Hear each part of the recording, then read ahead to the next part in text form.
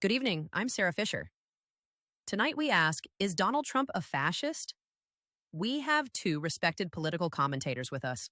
Mark Jensen speaks from a conservative view, and Dave Smith from a progressive one. We'll begin with opening remarks, move through 6 debate rounds, and end with closing statements. Dave, please start.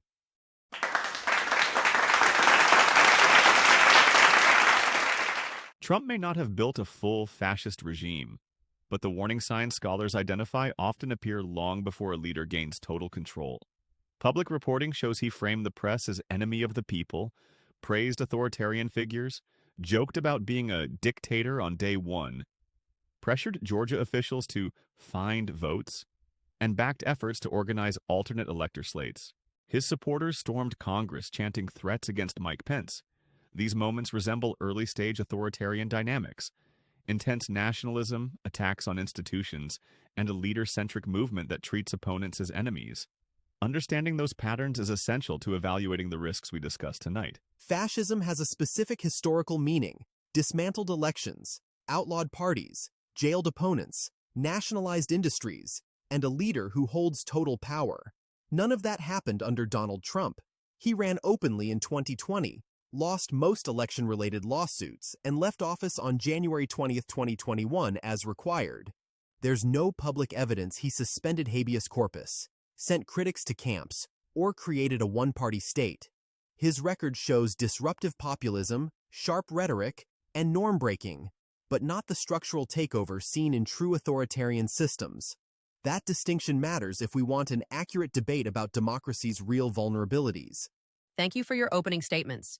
We'll now move into our 6 debate rounds, where each of you will expand on your case and challenge each other's opinions. Let's begin with round 1. What scholars highlight isn't waiting for a dictator to seize total power, but watching for early markers. Trump's rhetoric, intense nationalism, seeing rivals as enemies, refusal to accept electoral defeat, checks several of those boxes. No one expects a replica of 1930s Europe. The concern is how authoritarian shifts develop gradually while people look the other way. I get the concern, Dave, but historical baselines still matter. Mussolini shut down parliament and ruled by decree. Trump, based on available records, worked through Congress, signed many bills, lost nearly all his lawsuits, and eventually left office. Harsh words are a problem, but conflating rhetoric with actual authoritarian governance risks diluting what real fascism looks like. Listen to the signals. When a leader says "fight like hell," praises January 6th defendants as hostages, and tells the Proud Boys to stand back and stand by, supporters don't wait for explicit orders. Authoritarian movements thrive on implication. People act because they believe they're carrying out the leader's wishes, not because they were handed a formal command. I understand that reading, Dave, but the full transcript matters. Trump also told the crowd to peacefully and patriotically make your voices heard.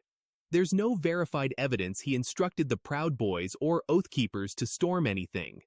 January 6th was inexcusable and chaotic, but a violent mob triggered by overheated claims isn't automatically a paramilitary wing of a fascist project. Mark, institutions held. But the attempts were serious.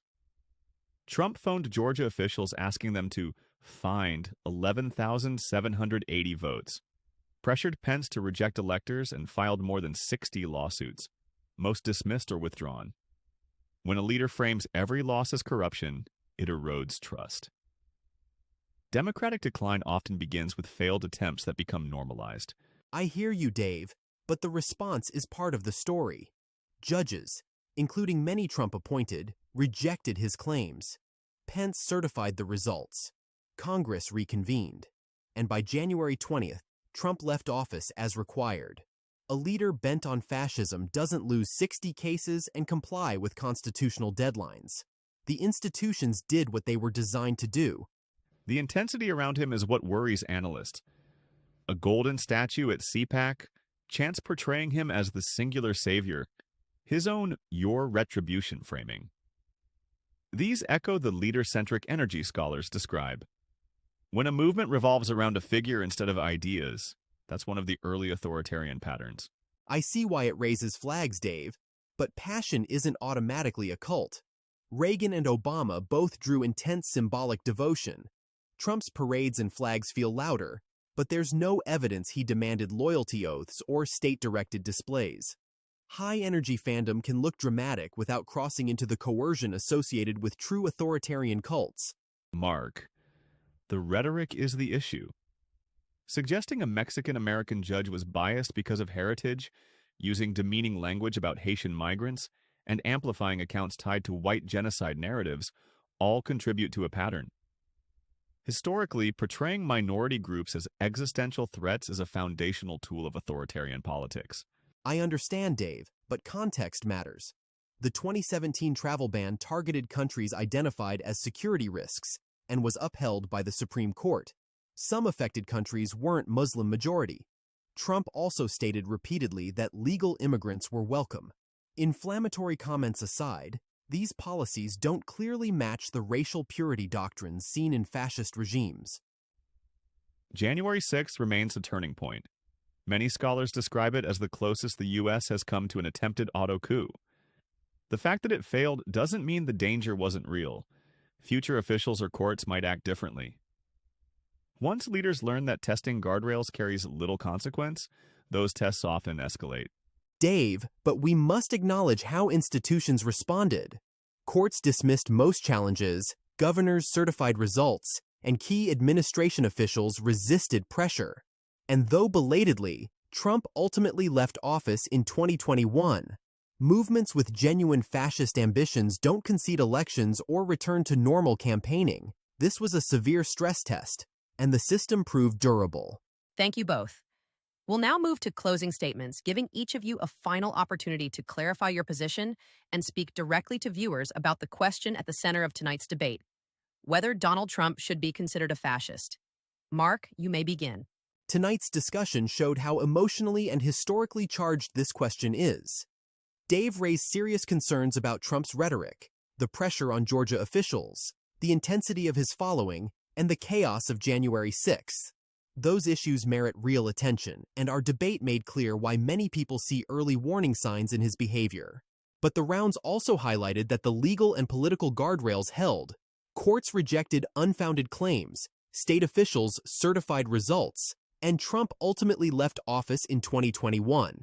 Even his travel policies and populist messaging, while controversial, don't match the racial or institutional control central to actual fascist systems. Fascism is defined by dismantling pluralism, seizing institutions, and enforcing loyalty through state power. And based on everything we covered tonight, that's not what happened. The concerns Dave stresses are reasons for vigilance, not proof of a fascist regime. We should protect democracy without overstating comparisons that belong to a very different era. This debate underscored how complicated the Trump era truly is. Mark's points about institutional strength, the absence of a one-party state, and the fact that Trump left office on schedule remind us that America's framework still functions. But we also walked through patterns that scholars warn about. Rhetoric framing opponents as enemies, signals that emboldened groups like the Proud Boys, efforts to pressure officials after losing, the intensity of a leader-centric movement, and recurring language about minorities that deepened social divides. January 6 wasn't isolated. It sat at the intersection of those trends. Even if the system pushed back, the attempts themselves matter, because democracies often erode through normalization rather than sudden collapse. The takeaway is that resilience and risk can coexist. Institutions worked, yet the behavior we examined tonight aligns with early authoritarian dynamics. Recognizing both truths is how we keep the next crisis from going further than the last.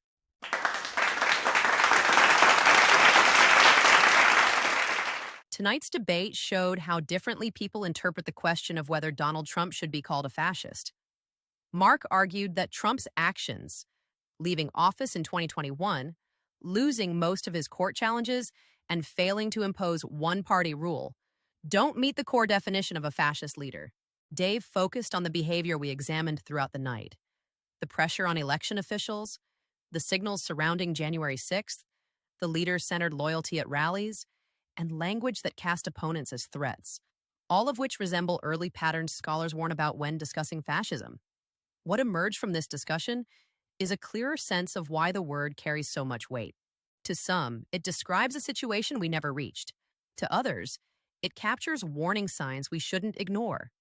The debate highlighted both the strength of American institutions and the genuine concerns raised by Trump's conduct. Understanding these competing viewpoints helps illuminate why the fascist label remains so contested. Thank you for watching. Please subscribe to support our channel and see more debates. Good night.